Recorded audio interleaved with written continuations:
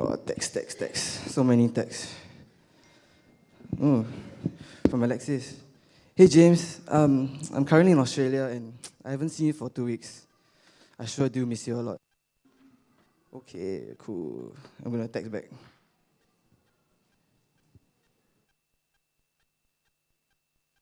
Alexis, I sure do miss you a lot also. Okay, hi guys. How are you today? Happy Sabbath. Okay. Oh, sorry. I got another text. I got a message first. Oh, this is from Gabriel. Hey, James. Hey, you free for lunch this Tuesday? Kind of feeling bored, nothing to do. All right, I'm going to text. Hey, oh, Gabriel. I'm free this Tuesday. You want to hang out, go to Dempsey Hill for lunch? Okay, send. Oh, another text message. Hey, James, I've been thinking about that time you asked me out on a date. And I just can't help thinking about it, but I think we should go out on a date tonight. Oh, said nobody. Oh, you guys waiting for me? Oh, okay, I'm so sorry. This thing can be so distracting, right? You know, when texts come in, when calls come in. I mean, I'm supposed to be doing a speech, but, you know. Oh, another text message, I'm so sorry. Yeah. Okay, sorry, I'll put my phone down. So, the sermon title is it's easy to say. So, this is my punchline for I'll be using it a lot. It's easy to say that we'll put our phones away during service. And, if we want to do something, we'll do it after service. But it's easy to say that we put our phones away and we won't use it. Auntie, using a phone, Oh, taking video? Okay.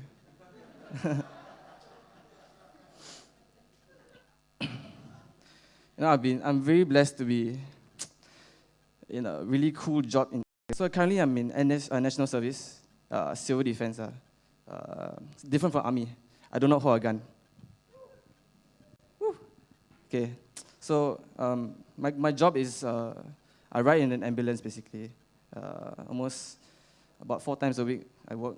I ride in an ambulance. I go around. Whoever calls, I just go to their house, pick up the call, save their lives, and bring them to the hospital.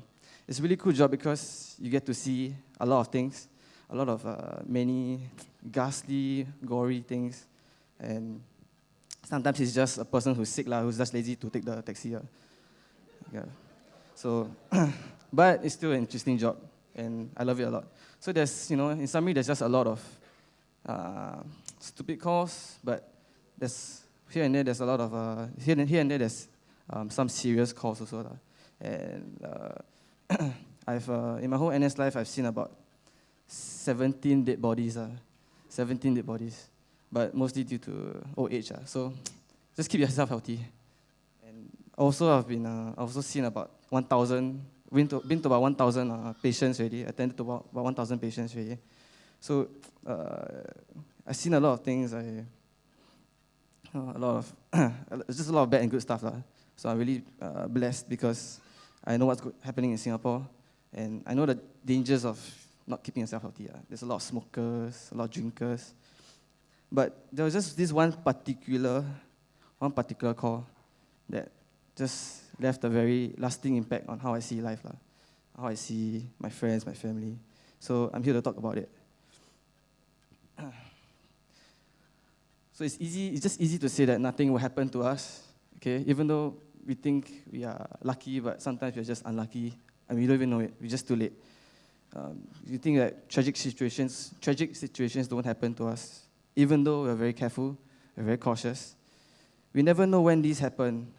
Neither do we have time to react and tell everyone that it would happen, and for us to say our last words, especially to our loving parents who brought us into this world. So I'm going to talk about a story. It's about a young kid. Okay, this name is purely fictional, so you won't search on the internet. Okay, but I'll just call him Gary. Okay, his name is Gary. He's 18 years old. He's around my age. Young. He was in junior college. He was at home studying, And that day was his birthday also. His 18th birthday. So, he's very lucky. He loves his parents a lot. His parents love him also. And it's a yearly tradition for his father to give him a very, I won't say expensive gift, but a gift that Gary always wants. Father always knows what he wants. So, in a quaint HDB flat in Ang Mo Kio, Gary was at home studying. Okay, it's for his exams. It was his birthday. Okay, he was just curiously waiting for his father to finish work and come back home, and he's just studying as hard as he can also, because he knows he has to deserve this present also lah. And he was curiously waiting his father. Then at 6 p.m., he heard his father open the door. Okay, and Gary was really, really excited. I was filled with so much excitement. Okay, so his father opened the door, asked Gary to come downstairs and see his present. Downstairs is in below the HDB car park. So Gary doesn't know what surprise his father has for him, but his father does know that he likes cars, he likes motorcycles, and he wants to ride his motorcycle one day after he gets his driving license. Okay, so his father brought him downstairs, and waiting to see the magic surprise. So he went to the car park. Okay, and he went to the motorcycle lot. There was this big thing, okay, covered in cloth, and even though the father wanted to surprise him, but Gary knew what the present was already. So the father opened the cloth. Okay, it was a motorbike, a Toyota motorbike, red color, sports motorbike, very fast. I also want one. And I wish I only got car license, the motorbike license. And Gary was filled with excitement. He was so happy. He was like, "Oh my God, Dad, I love you. I love you so much. I love you so much. I just knew you would give me this big of a present. I didn't really expect a motorbike." And his father said, "Oh, son, I love you a lot. I'm concerned for you. This is a present because you deserve it. You're hardworking. You obey my orders. And I love you a lot." But his father told him, okay, once he gets his driving license, okay, he would be safe when he drives, obeys all traffic rules, blah, blah, blah, blah. So, cut story short, Gary got his driving license for his motorbike. Okay, so, just like me when I got my driving license in February this year, I was so excited, I was like, wow, we have a car already, I have a driving license, you put these two together, I'll be driving on the road already. But Gary, unlike me, okay, Gary obediently went to his father and asked for permission to ride the motorbike. Oh, another text. This is Duncan. Congrats on the sermon. Okay. It's a real one though. Okay. All right. And then, so his father told him to, Gary asked for permission to ride the bike. And it was just, I guess at that moment he was really, really concerned about what his father thinks. Okay, he doesn't want to ruin his principles. He doesn't want to disobey his father. So his father said, yes, go take it out for a ride. Okay, take it out for a ride. Gary said, okay, but I have not forgotten what you told me on my birthday, to ride safely, that you love me a lot, that my life means a lot to myself and to you also. So Gary kept that in mind. Gary always keeps that in mind because he loves his parents. So Gary took the motorbike out, promised his father that he will drive around the area, and he would drive on the expressway, but maybe drive a bit slower.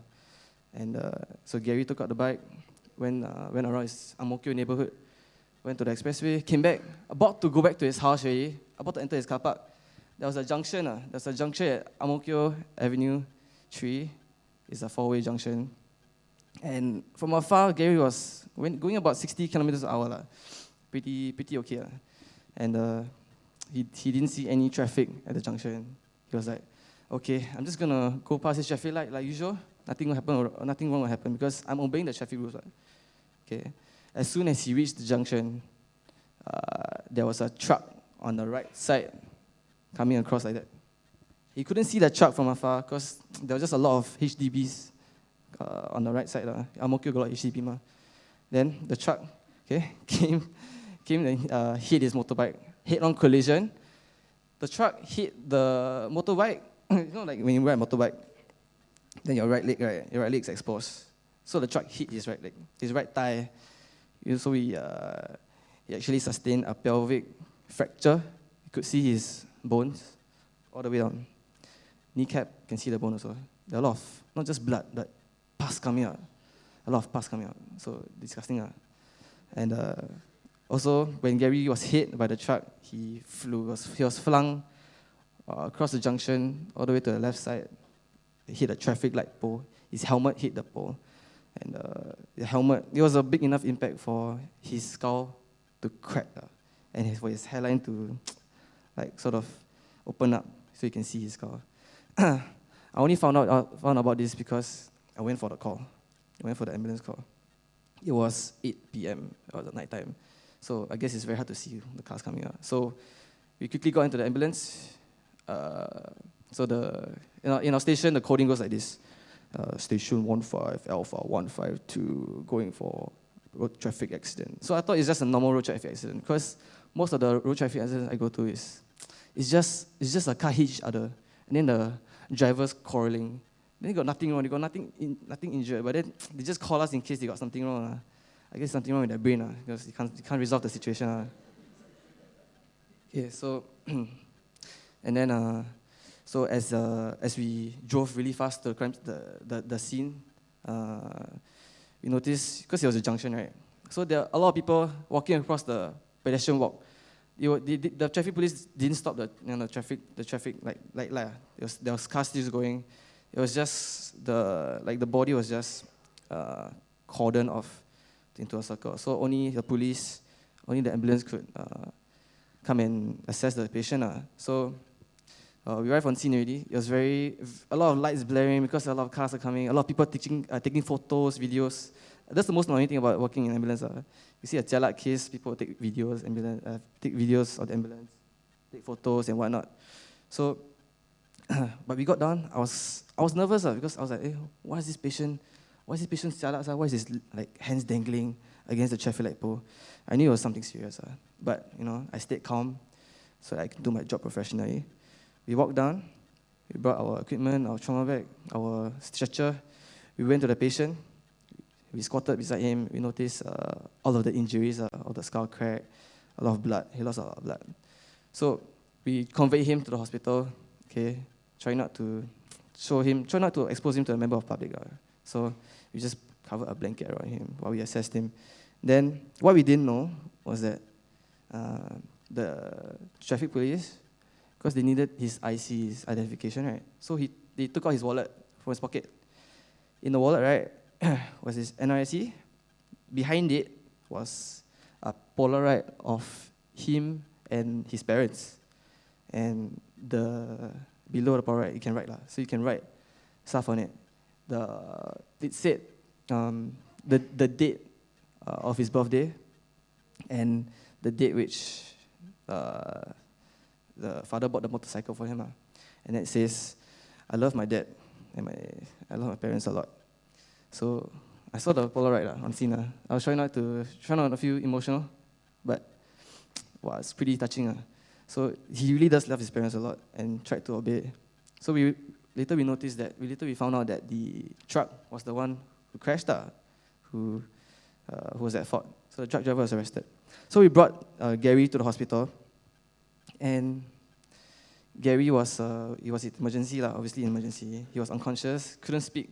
He could only raise his eyebrows just a bit when I asked him for his name, but he couldn't talk. His mouth was also, I will not go into details. So it's just very, very gory.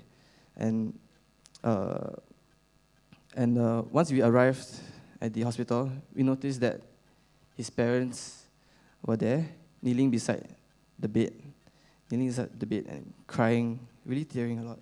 They were praying for Gary. I noticed they were Christians. They were praying for Gary, and they were crying a lot. And they also volunteered to donate their own blood because they were just scared the hospital didn't have enough of the blood. It's a rare O blood group, I think. So it was just they wanted to donate the blood lah. They wanted to donate a lot of blood because Gary lost a lot of blood. So, I saw the whole mess. I saw Gary, saw his parents lying beside him. His parents who bought in the motorcycle, but in the end, caused his demise. Then later on, I also found out, before Gary started out driving the motorbike, right, he texted his parents, said that, "I love you, Dad. I love you, Mom. Thanks for buying me this present. And I did not forget what you said to me on my birthday." So, for him, it's lucky because he did send a text message, right? We wouldn't know if, at that moment, whether he was going to really die or come out alive. A miracle, right? The miracle is he came out alive. It was a very, very miraculous moment, very magical. Okay, but my point is, it's easy to say "I love you" on your phones or on your text. It's easy to say "I love you" when you call your parents. It's easy to say that, but how genuine is it? We will never know when it's our last day, our last moment. It can be any time. Yeah, we hope not, but it can be any time. So we just need to show how real and how genuine it is, because forever is not far if tomorrow's not coming. So before we think about texting like another love you, or texting like I love you, Dad, Mom, think about why we send it. Think about for your parents, why the children send it. And I guess to be as good parents, right, you need to also help develop that love for yourselves also, for the children, because you're the ones who are bringing them up. So, in conclusion, just think about why you say "I love you," why do you say certain things to your friends, your family, because you never know when's the last moment. Thanks. Thank you. Yeah. So now we have a talented young youth, Leryl, who's gonna give a speech also about today's special day.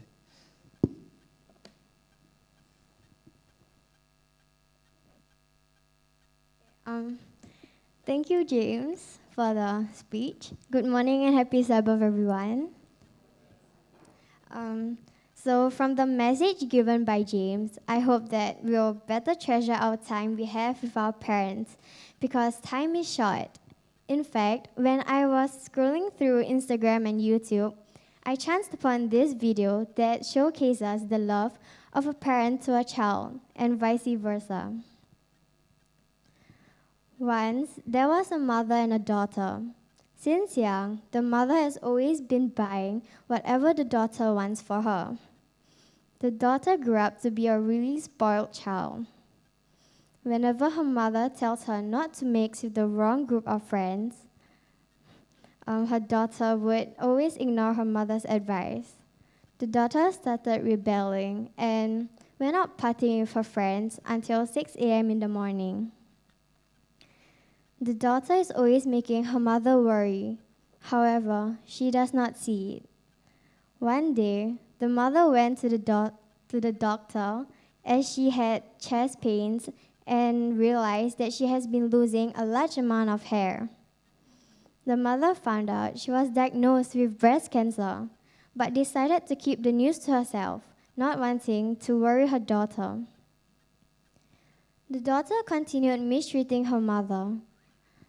The mother started wearing hats, even at home, to hide her cancer from her daughter, so that her daughter would not realize she had been losing a large amount of hair. However, one day, her daughter decided to question her mother about why she always wore a hat, even at home. The mother explained her condition to her daughter, and her daughter broke down, guilt washing over her. The daughter never spared a thought for her mother's feeling. Instead, the daughter was acting selfishly, thinking only for herself. After finding out about her mother's cancer, the daughter decided to turn over a new leaf and lead a healthy lifestyle, the way her mother had advised.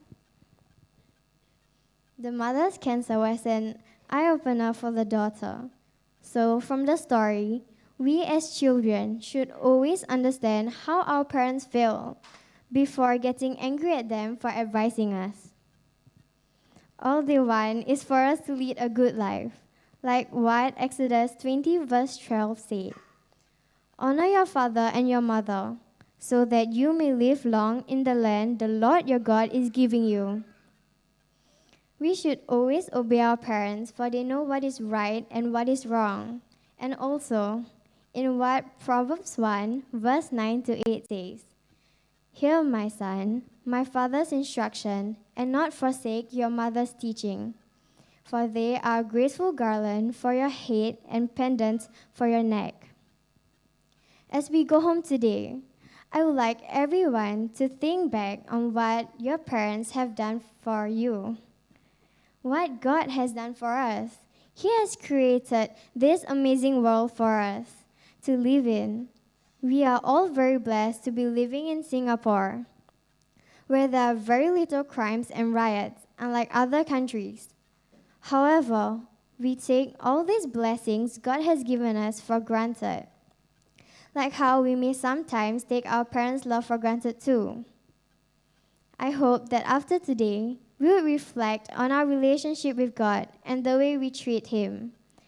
We should always pray and talk to Him daily. Set aside some time every day to spend with Him, as He definitely loves it when we talk to Him. He gave us such amazing parents to take care of us and give us a great life. I would like everyone to take this time to say a short prayer and thank the Lord for all the blessings He has given unto us. Thank you.